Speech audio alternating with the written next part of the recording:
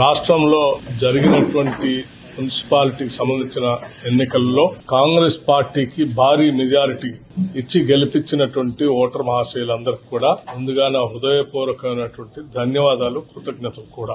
ఒకప్పుడు కాంగ్రెస్ పార్టీ కేవలం గ్రామీణ ప్రాంతాల్లోనే ఉంది, అర్బన్ ప్రాంతాల్లో కాంగ్రెస్ పార్టీ బలహీనంగా ఉందని కొన్ని రాజకీయ పార్టీలు పెద్ద ఎత్తున ప్రచారం చేసుకున్నాయి.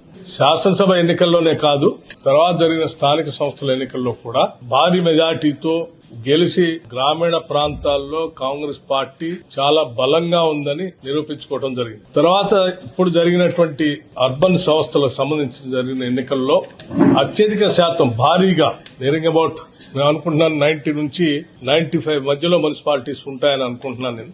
ఇంత భారీగా అర్బన్ ఓటర్స్ కాంగ్రెస్ పార్టీ విజయం సాధించి రాష్ట్ర చరిత్రలోనే పెద్ద ఎత్తున మొదటిసారి ఇంత పెద్ద విజయాన్ని అందించినటువంటి అర్బన్ ఓటర్ మహాశయులందరికీ కూడా హృదయపూర్వకమైనటువంటి ధన్యవాదాలు. అభివృద్ధి, సంక్షేమము, నమ్మకం, ట్రస్ట్, ఈ మూడు అత్యంత ప్రధానమైనటువంటి అంశాలుగా ఈరోజు అర్బన్ ఓటర్స్ అంతా కాంగ్రెస్ పార్టీని, కాంగ్రెస్ ప్రభుత్వాన్ని చూసి ఓట్లేశారు.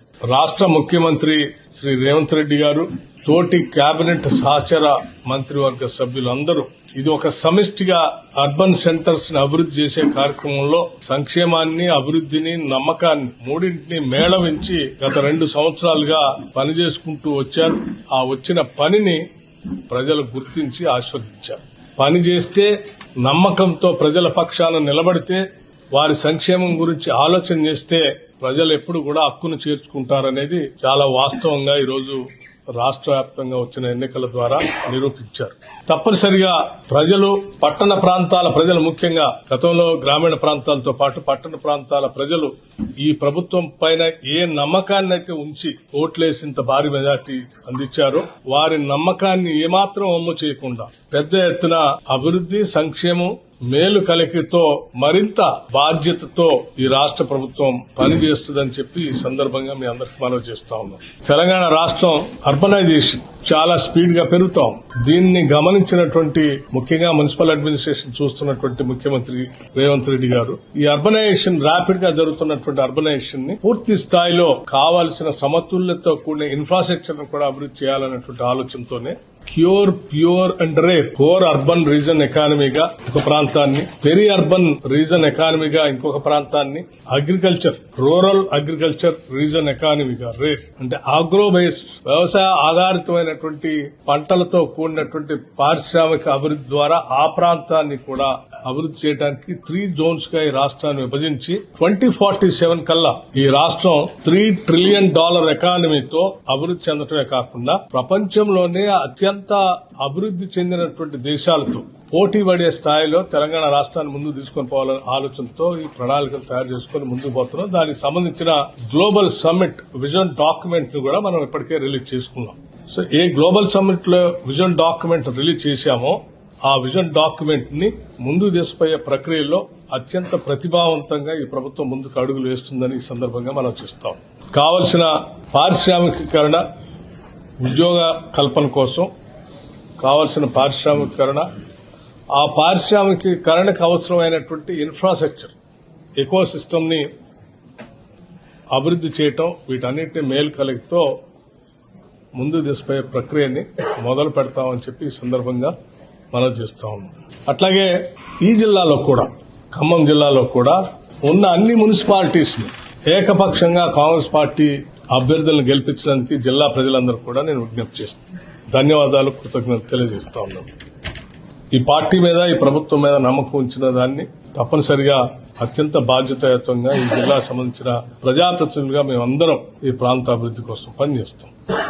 అట్లాగే మధిర మున్సిపాలిటీకి సంబంధించి ఏ రకమైనటువంటి హామీలు అయితే ఇచ్చామో అభివృద్ధి, సంక్షేమం, నమ్మకం, ట్రస్ట్, ఈ 3 అత్యంత ప్రధానమైనటువంటి అంశాలతో ట్రాన్స్పరెంట్ గా అంటే అత్యంత పారదర్శకతతో కూడిన పాలనని మధిర పట్టణ వాసులకి అందిస్తామని ఈ సందర్భంగా వారందరూ తెలియజేస్తా ఉన్నాం. చెప్పిన మా అభ్యర్థులు ప్రకటించినటువంటి అంశాలు గాని, లేకపోతే కాంగ్రెస్ పార్టీ, తెలుగుదేశం పార్టీకి సంబంధించినటువంటి కలయికతో చెప్పినటువంటి వాగ్దానాలు కానీ వాటన్నిటిని కూడా తూచా తప్పకుండా అమలు చేసి మధిర పట్టణ ప్రజల రుణం తీర్చుకుంటామని ఈ సందర్భంగా మనం చేస్తా ఉన్నాం.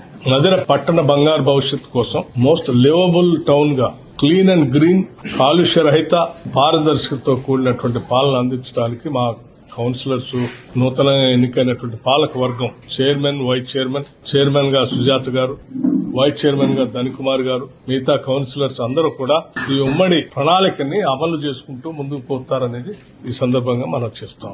చెప్పిన వాగ్దానాన్ని నమ్మి ఓట్లేసి ఇంత భారీ మెజార్టీతో గెలిపించిన మధిర పట్టణ వాసులందరికీ మరొకసారి నా హృదయపూర్వకమైనటువంటి ధన్యవాదాలు తెలియజేయడమే కాకుండా, నో పాలిటిక్స్, ఓన్లీ డెవలప్మెంట్ పురపాలక సంఘానికి సంబంధించి మధిర మున్సిపాలిటీ సంబంధించినటువంటి పాలక వర్గం కూడా నో పాలిటిక్స్, ఓన్లీ డెవలప్మెంట్ మీదనే వాళ్ళు దృష్టి సారించి ఈ మధిర పట్టణాన్ని ముందుకు తీసుకుపోయే ప్రక్రియలో అత్యంత ప్రతిభావంతంగా పనిచేసుకుంటూ ముందుకు పోతారు. వారి కోసం నిత్యం అందుబాటులో ఉండటం కోసం నగరానికి సంబంధించినటువంటి నగరం బాగా అభివృద్ధి చెందాలని కోరుకునేటువంటి పెద్దలు భవిష్యత్ తరాలకి ఈ పట్టణాన్ని మోస్ట్ లివబుల్ పట్టణంగా, మోడల్ పట్టణంగా, రోల్ మోడల్ గా ఉండేటట్టుగా దీన్ని అభివృద్ధి చేయడం కోసం ఇక్కడ ఉన్నటువంటి పెద్దలతో ఒక డెవలప్మెంట్ కమిటీని కూడా ఎప్పటికప్పుడు సలహాలు, సూచనలు చెప్తూ ఈ డెవలప్మెంట్ ముందుకు తీసుకుని పోవడం కోసం రాజకీయాలకు అతీతంగా ఈ కమిటీ నిత్యం సలహాలు ఇస్తూ ముందు తీసుకుపోయే ప్రక్రియను కూడా చేపడతాం. ప్రతి 15 రోజులకు ఒకసారి మిస్ అయితే at least once in a month compulsory Madhira పట్టణ మున్సిపాలిటీ పైన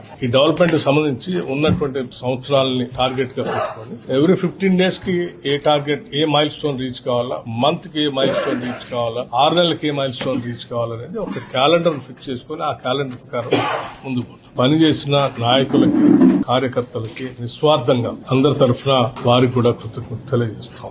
సహకరించిన మీడియా మిత్రులకి, పట్టణ పెద్దలకి, పట్టణ శ్రేయోభిలాషులకి, అభివృద్ధిని కాంక్షించి పార్టీలకు అతీతంగా అభ్యర్థులకు ఓటేసి గెలిపించిన వారందరికీ కూడా ధన్యవాదాలు. పేరు పేరున అందరికీ ధన్యవాదాలు.